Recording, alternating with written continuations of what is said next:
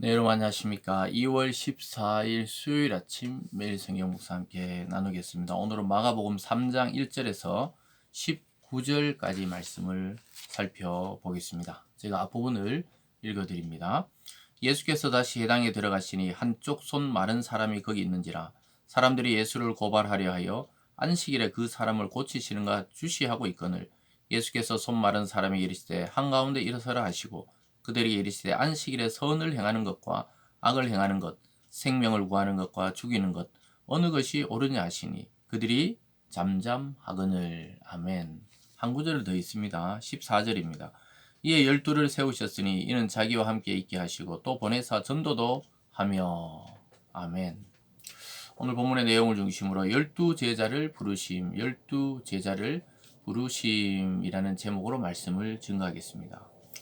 예수님께서 안식일에 또다시 회당에 들어갔을 때 손 마른 사람, 즉 손 한쪽 손이 장애인인 그러한 사람을 보게 되었습니다. 그 사람을 치유하는 장면으로부터 시작해서 오늘 예수님께서 사방에서 온 무리들을 가르치고 또 병자는 고치시고 그리고 오늘 이 뒷부분에서는 12를 택하셔서 예수님의 제자로 삼으시고 또 예수님께 부여받은 그 선교의 사명을 감당하는 그런 12를 부르시는 장면이 오늘 본문에서 등장하고 있습니다.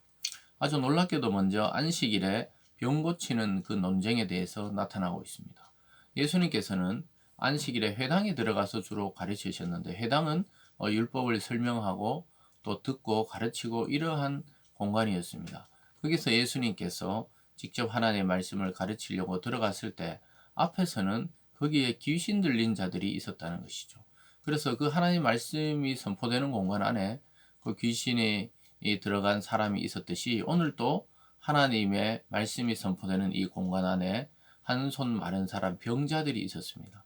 그 당시 사람들은 그런 병자나 귀신 들린 자를 부정하다 여기셨지만 예수님은 그에게 직접 손을 대서 그를 치료하는 것을 보게 됩니다. 이것을 보고 율법에 뛰어난 사람들, 그 바리새인이나 또 서기관들, 헤롯 당 이런 사람들은 예수를 오히려 안식일을 범한 자라 해서 죽이려고 하는 그런 장면이 나타납니다. 그때 예수님께서 질문이 이렇습니다. 4절에 그들에게 이르시되 안식일에 선을 행하는 것과 악을 행하는 것, 생명을 구하는 것과 죽이는 것 어느 것이 옳으냐 하시니 그들이 잠잠하거늘. 예수님이 그들의 속마음을 알고 전곡을 찌르는 거죠. 이 사람의 지금 안식이라고 해서 이 고통받는 자를 해방시키고 생명을 주고 치유를 주고 그리고 생명을 구하는 것이 훨씬 낫겠느냐 아니면 죽이고 또 악을 행하고 이런 것이 훨씬 옳으냐 이렇게 질문하니까 대답을 할 수가 없었죠. 예수님은 그들의 의도를 이미 간파하고 있었습니다. 5절에 보면 그들의 마음이 완악함을 탄식하사 노하심으로 그들을 둘러보시고 그 사람에게 이르되 내 손을 내밀라 하시니 내밀매 그 손이 회복되었더라. 바리새인들이 나가 곧 헤롯 당과 함께 어떻게 하여 예수를 죽일까 문논하니. 예수님의 그 생명의 사역, 살림의 사역, 또 이 치유의 사역, 또 말씀 전파의 사역이 막 풍성하게 일어날 때 한쪽 편에서는 예수를 시기해서 죽이려고 하는 이러한 무리들의 움직임이 진행되고 있었던 것입니다. 참 놀랍게도 오늘날도 하나님의 그 역사를 방해하는 이 흑암의 세력들의 움직임은 우리 눈에 보이지는 않지만 항상 존재하고 있다는 사실을 잊어버리면 안 됩니다. 우리 마음을 낙심케 하고 우리를 또 실망케 하고 또 우리에게 시험이 들게 하고 마음의 번민이 찾아오게 하고 이런 것은 하나님이 주시는 그런 감정이나 마음이 아니라고 이야기하고 있습니다. 어쨌든 이 생명의 사역에 축하하고 함께 하지는 못할 망정 예수를 어떻게 하면 죽일까 어떻게 하면 꼬투리를 잡아서 죽일까 의논하는 참 이러한 악한 종교인들의 모습을 보게 됩니다. 이 소식을 듣고 예수님을 찾아오는 많은 사람들이 있었던 건데요. 9절에 보면은 예수께서 무리가 에워싸움 이런 것을 피하기 위하여 작은 배를 대기하도록 제자들에게 명하셨으니 이는 많은 사람을 고치셨으므로 병으로 고생하는 자들이 예수를 만지고자 하여 몰려왔음이더라. 그러니까 예수님이 이 치유의 사역과 귀신 추방의 사역이 계속되면서 수많은 사람들이 몰려왔어요. 왜냐? 아픈 자가 그렇게 많았던 거예요. 고통받는 자가 그렇게 많았던 거예요. 예수님은 그들이 찾아오시는데 너무 많이 몰려오니까 작은 배를 가지고 너무 피하기 위해서 작은 배로 대기하도록 명령하셨어요. 그래서 그들이 다 몰려왔습니다. 몰려왔을 때 예수님은 11절에 더러운 귀신들도 어느 때든지 예수를 보면 그 앞에 엎드려 부르짖어 이르되 당신은 하나님의 아들이다 하니 예수께서 자기를 나타내지 말라고 많이 경고하시니라. 오히려 귀신들이 들린 자가 막 귀신이 고백하는 거예요. 당신은 하나님의 아들이라는 거예요. 근데 예수님은 귀신의 고백을 듣고 싶어 하지 않았습니다. 그들은 예수를 알아봤지만 믿지는 않는 그런 영적 존재들이기 때문에 그 귀신 들린 사람을 자유케 하시고 귀신을 추방해 줬지만 그 귀신 자체에게서는 조용하라 그랬어요. 예수님이 누구신지 너희 입으로 말하지 말라는 거예요. 귀신의 증거를 받으실 분이 아니라는 것이죠. 그렇게 하시고 나서 예수님은 귀신의 증거가 아닌 제자들을 부르셔서 예수를 증거하는 사역을 맡기시는 장면이 나옵니다. 14절에 이에 12를 세우셨으니 이는 자기와 함께 있게 하시고 또 보내사 전도도 하시며 귀신을 내쫓는 권능도 가지게 하려 하심이라. 예수님이 하셨던 똑같은 일들 가르치고 전도하고 귀신을 추방하는 그런 권능을 그들에게 주셔서 함께 전도하고 함께 선교의 공동체로 나아가는 모습을 보게 됩니다. 그래서 여러분 예수님이 이 땅에 오셔서 자기 왕국을 세운 것이 아니라 12제자를 세우셨던 것입니다. 마치 야곱의 12아들이 이스라엘의 기둥 같은 지파들이 되었듯이 이 12를 세우심으로 영적 새 이스라엘을 설립하시고 또 그들을 통해 선교하게 하셔서 하나님 나라 확장에 쓰임받게 하시려고 하셨습니다.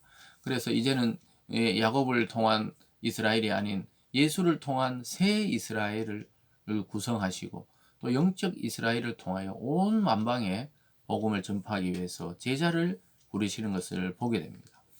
예수님은 많은 병자를 치유하기 위해서 큰 그 병원이나 기도원을 세워서 그들을 치유하는 데 집중하지 않으셨어요. 또 귀신을 추방하기 위해서 여기저기 돌아다니면서 돈을 받고 귀신을 추방하는 그러한 일들을 하시지도 않았습니다.